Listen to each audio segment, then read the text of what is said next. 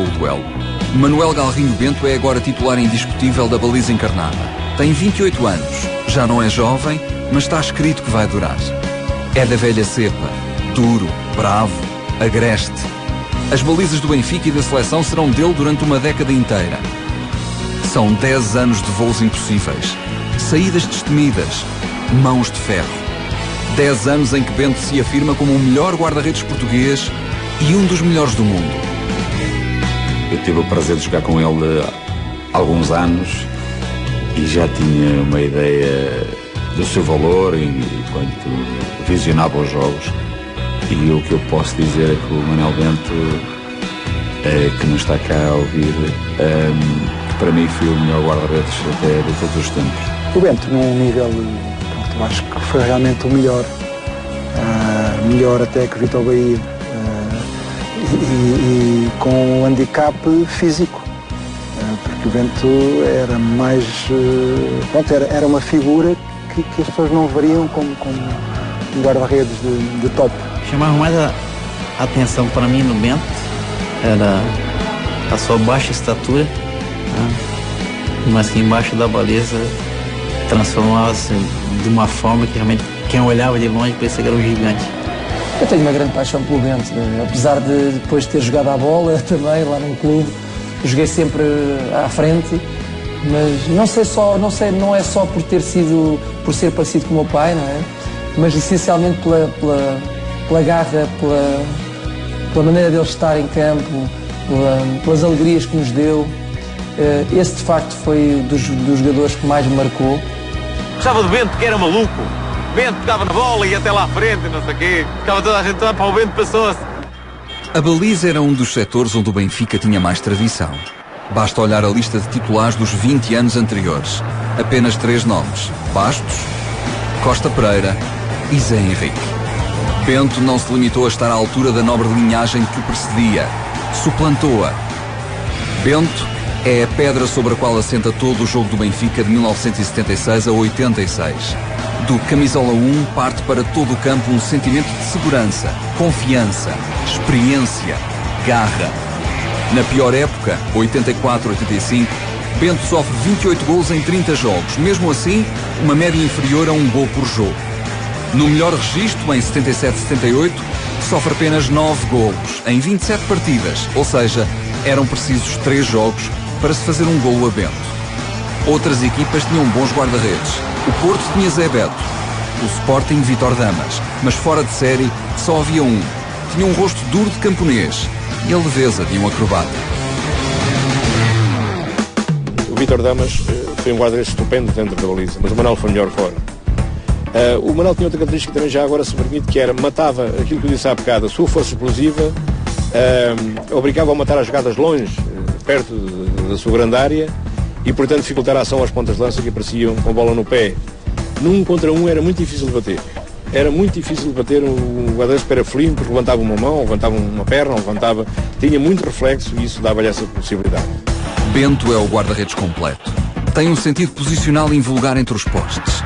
Grandes reflexos e efetua voos que desafiam a lei da gravidade. É rápido a pensar e destemido a sair. No capítulo das grandes penalidades é um exímio executante, tanto a defender como a marcar. Em setembro de 1977 é ele quem dá ao Benfica a passagem à segunda eliminatória da Taça dos Campeões.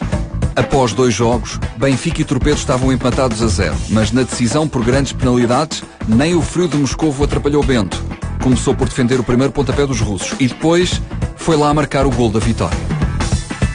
Não era nada que ele não gostasse de fazer, jogar com os pés. Ele gostava, chegou lá, não se intimidou e marcou. Portanto, até nisso ele já era um bocadinho mais avançado em relação aos outros, porque tecnicamente também gostava de jogar com os pés. Naturalmente que o Bento, como aquele jogo, teve mais outros, que foi de facto a figura determinante e que a sua prestação foi excelente, não é? Foi excelente. De repente, nos jogos de rua da rapaziada, já nem todos queriam jogar na frente para serem Eusébios e Nenés. Já era fixe ir à baliza, porque se podia imitar o estilo de Bento. Bento encarna como ninguém outra tradição encarnada, a ligação ao Barreiro.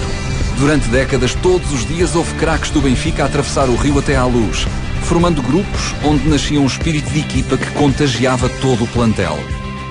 Chamavam-lhe o grupo do Barreiro, porque diziam que era o grupo dos comunistas.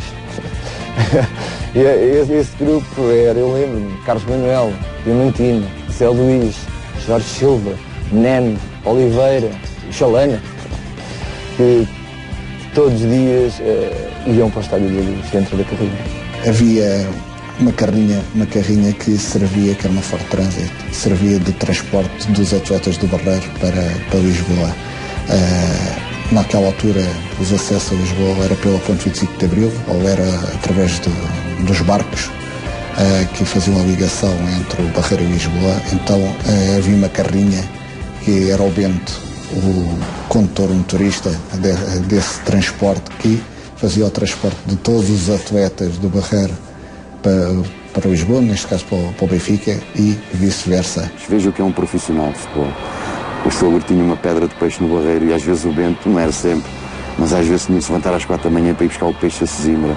Depois vinha para o Barreiro outra vez, esperava por nós para nos trazer.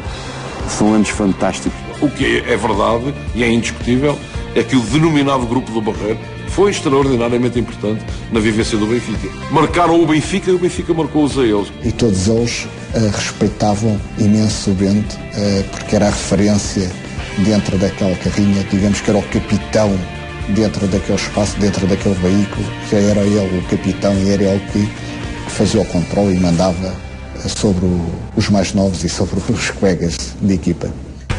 Bento foi o líder desse grupo entre os anos 70 e 80 e tornou-se consequentemente líder do balneário.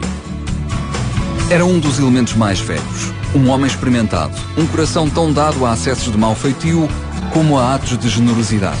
Foi um dos capitães do Benfica, mesmo quando não envergava a braçadeira. Manuel Bento, enquanto aqui esteve, não revelou apetência para comandar. O tempo que ele tinha de carreira também não era tão grande assim. A mudança depois para aqui, novos companheiros. Mas veio-se a revelar mais tarde como aquilo que nós chamamos o patrão da equipa, não é? Os patrões da equipa. As equipas têm sempre patrões, que são os capitães da equipa e às vezes também não são, depende das situações. E esses jogadores são figuras importantes e decisivas numa equipa de futebol ainda hoje. Ele era um dos padrões da nossa equipa, uma vez que era o último. E, portanto, ele tinha um espaço grande para observar bem o que estava a passar dentro do campo. E ele era o líbero da equipa, orientava a defesa.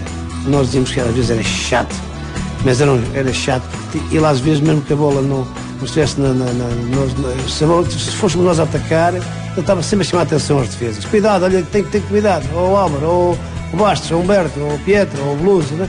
Ele estava sempre a chamar a atenção e nós até olhávamos para ele, ó Bento, calma que a bola está lá à frente, é para ver se estás atento. Eu lembro do peso grande que o Bento tinha dentro do balneário, que era um dos jogadores mais antigos, juntamente com o Humberto Coelho, com o Shell, a forma dele estar. Apesar do Bento, e confesso aqui, o Bento tinha um caráter muito complicado, era um indivíduo que gostava de viver em conflito, ele gostava disso, eu não sou assim, sou diferente. Mas eu admirava-o ainda mais porque via que além do conflito que ele tinha consigo próprio, ele conseguia, de certa forma, estar em paz dentro do campo. Aquele feitio difícil, reverente, dentro do campo, fora do campo, uma pessoa excepcional. Não, era uma pessoa totalmente diferente. Aquele feitio reverente, digamos que tinha a ver com a vivência do jogo, a paixão pelo futebol, o querer vencer sempre. E nunca admitir a palavra derrota. A palavra derrota era a pior palavra que podia sair da boca dele. Então, ali dentro, enquanto estava ali aquela hora e meia, ele dava tudo o que tinha. Dali para fora, uma pessoa calma, tranquila, um bom pai. Um segredo bem guardado que durante anos alimentou uma intriga da imprensa foi o alegado amuleto de Bento. Teria ou não teria um amuleto? Onde o escondia? Estaria nas luvas que usava ou nas sobressalentes? O que seria? Enquanto jogou, o guarda-redes sempre se esquivou a qualquer explicação. Quando terminou a carreira, passou o misterioso objeto a Neno. E só muitos anos depois se ficou a saber a verdade. Essa história explotou num certo dia, porque realmente o Bento tinha esse amuleto e nunca mostrava esse amuleto a ninguém. E ninguém via o amuleto. A notícia saltou lá para fora e, claro, nós todos ficámos com uma certa curiosidade realmente de saber o que é que o Bento levava. Mas eu confesso-lhe, eu lá no fundo, queria, mas ao mesmo tempo eu não queria saber o que é que estava lá dentro. E a verdade é que nunca perguntei ao Bento, porque são perguntas que não se devem fazer. Quando o Bento deixa de jogar a bola, o Bento dá-me um saco.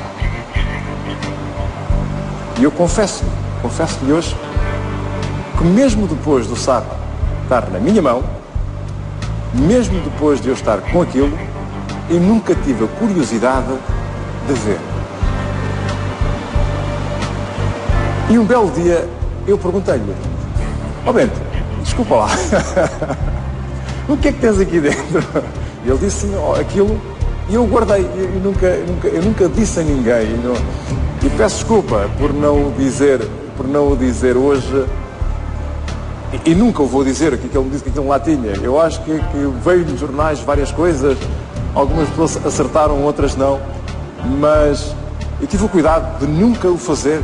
E não faço hoje. Eu acho que seria mais caricato, seria mais engraçado, seria muito mais bonito ser o filho a dizer.